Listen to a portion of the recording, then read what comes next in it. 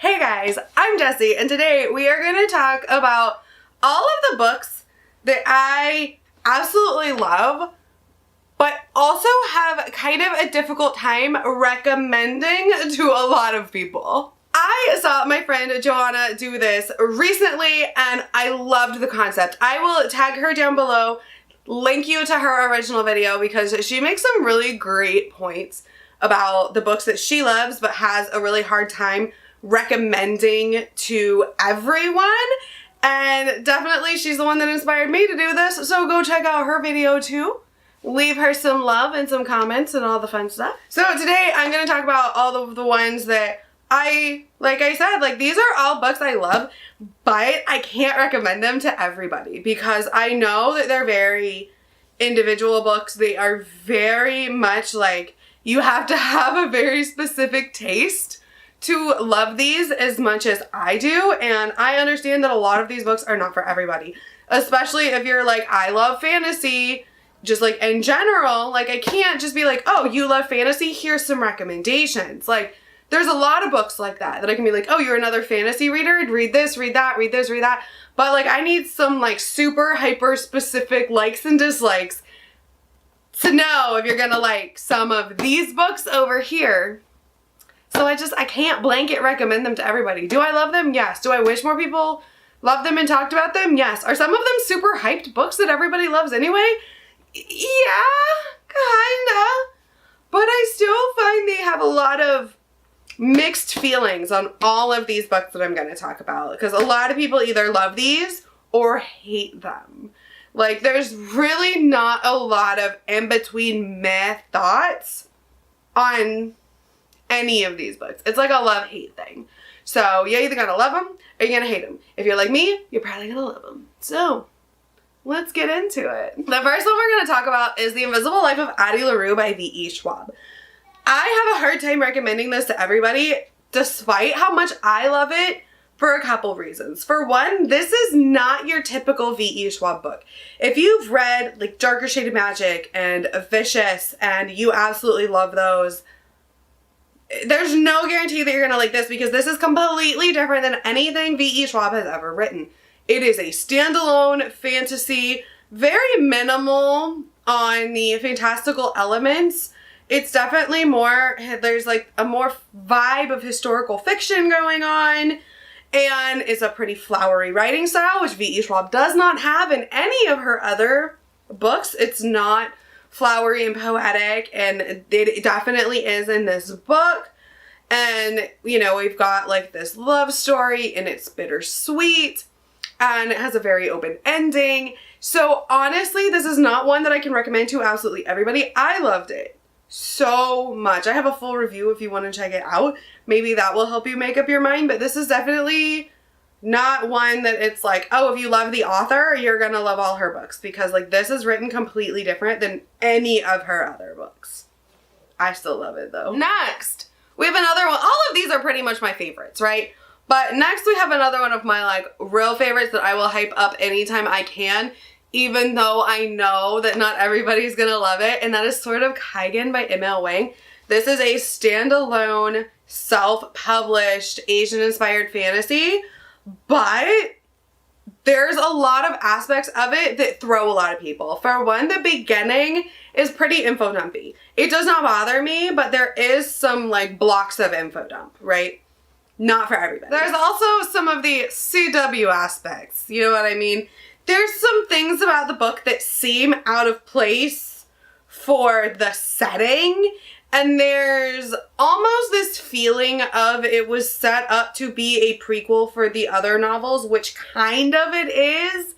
She does have these Theonite novels that are set in the same world, and they have some relation to one of the characters that's not a major character in this book, but I'm pretty sure like there's only a couple of those books out on Kindle Unlimited, and she will not be continuing that series. So read this as a standalone, not as a prequel novel, nothing else. There's a couple aspects of it that make people go, I don't like that. Like it's kind of hard to explain, but there's like some specific, the CW aspects, the weird crime fighting area. I love it.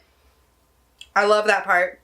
I love the weird first romance and how we get to go back in Misaki's head and see, you know, how she was when she was younger and her first love and this and that. And it's obviously not the person that she's with. She's with her husband and her children.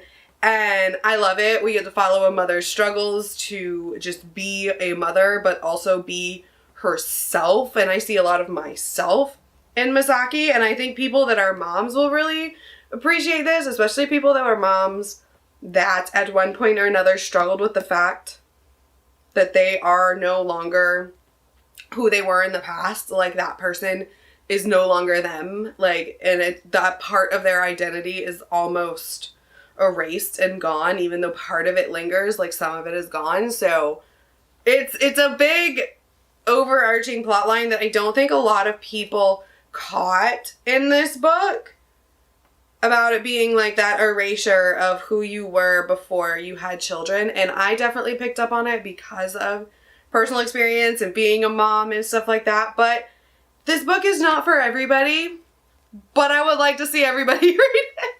And I say that just because, like, it's a self-published book and it's fantastic. And especially if you are a mom, I think this is a great one to read. But be aware of the kind of info dumpy ness of the beginning. Alright, so the next book that I find very difficult to, like, recommend, just like blanket recommend to people, but that I absolutely love is Kings of the Wild by Nicholas Eames. And this is the first book in the Band series, and I absolutely love it, but it's pretty divisive. It's definitely not for everybody. This is got this, like, very dry sense of humor to it. It is very, if you've ever seen This Is Spinal Tap, that's what it reminds me of. So it is this, like, aging mercenary band, and they're basically getting the band back together to go on one last tour to save one of the band members' daughters. Now, these are, like, older, like 40, 50-year-old men with bad backs and cracking knees, and, you know, they are not what their former glory was. They're overweight and they're sore and they're, you know, out of practice, and they are not what they were in their heyday. But they were, like, the biggest band, the biggest mercenary band at the time of when they were young and touring. And so it's very much like This Is Spinal Tap, like that kind of humor where it's got a lot of references to classic rock and a lot of references to Dungeons and Dragons. And you don't necessarily have to be super familiar with, like, D&D. I am not. I know some, but not, like, I've never actually played it, though it does seem fun. But you don't have to know a whole lot, but, like, the classic rock references, if you don't get the classic rock references, I feel like you lose a lot of the story, because there's so many, and they're so fun. And I know Nicholas Eames actually has a playlist that you can listen to along with reading it, and it's fantastic. But it makes it really hard to, like, blanket recommend this to everybody, because not everyone's a classic rock fan, and, like, not everybody likes the same kind of humor, and not everybody likes D&D, and it does make it a little more difficult because it isn't like your classic fantasy trope. It's like your classic fantasy turned on its head, and I absolutely love it personally. But again, like I said, like, I'm a big AC/DC, Led Zeppelin fan, like the Beatles and Elvis, and all of them get mentioned in here. I'm a big classic rock listener, so everything was making me laugh. But I feel like if you don't, then it's not really for you. Like, for me, I would love to see this book become, like, a musical. I would pay all the money to go and see that, like, in theaters. Like, a musical version of Kings of the Wild, sign me up. But I love this. And if you like classic rock and, like, kind of like that classic fantasy feel, but, like, turned on its head, I recommend this. But, like, if you are like, I don't know who Led Zeppelin and AC/DC and Aerosmith and the Rolling Stones are, then this might not be for you. So the next one is actually a sci-fi book, and y'all know I'm not, like, a massive sci-fi reader, but I have been getting more and more into it. But this is probably one of my favorite sci-fis that I have ever read, and that is Born by Jeff Vandermeer. This book is so hard to recommend to people because it's so weird.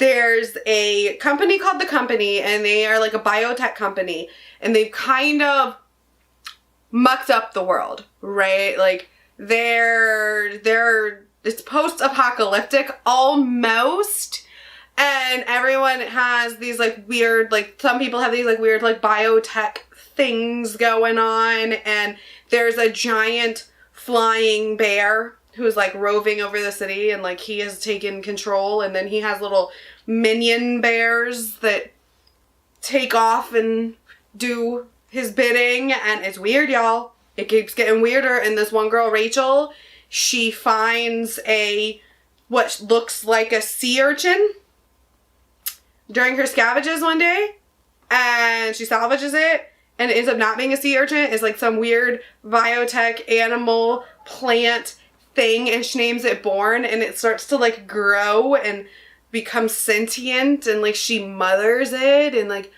then it kind of like eats people, and it's so I am not explaining this well. It's so weird. I absolutely love it. This is the only thing I've read by Jeff Vandermeer. I have picked up multiple things. I picked up The Southern Reach, and I think Peril, Dead Astronauts, which is actually a prequel to this book. It's like a tie-in, and like a couple other things. I know Jeff Vandermeer just has this weird style, and it's not for everybody. I absolutely love it. I'm excited to read his other books. I really would like more people on BookTube to talk about this, but they really don't. I don't know why. Like, there's like one other person I know of, and that's my friend Monica, that like hypes this book up to high hell. For all it's worth, like, it's fantastic, but it's so weird that it's almost hard to recommend it to people, because it's like, do you like giant flying bears and sentient creature thing majigs that I don't know what it is named Born, and like this like weird mother-son relationship, but it's like not a human? It's so weird. I love it though. So if that sounds cool to you, like, pick it up, but like, it's weird. Okay? Not as weird, but still very whimsical and dreamlike instead of weird. Let's move on to The Starless Seal by Erin Morgenstern. I have a full review for this if you want to check it out. That might help you make up your mind on if this is one of those recommendations that it's like, yes, or like totally not for me. Because this book is totally not for everybody. And that's fine. I love it. And I will keep rereading it because it's so good. It's one of those books where you definitely just gotta know when you go into it that you're going to be confused, right? Like, you know. You're going to be confused. For about 90% of the book, you're going to be confused. It is a story within a story. This boy who's in college finds a story about himself when he was a child in a book in the library that's like an unmarked book, and he kind of goes to like figure out why. But then you're getting other stories of like pirates and these time travelers and the moon and owls and like all these like stories within this story. And then at some point, all these stories start to like come together and make sense. And then there's this like underground library and like a starless sea, but like the sea is made of honey.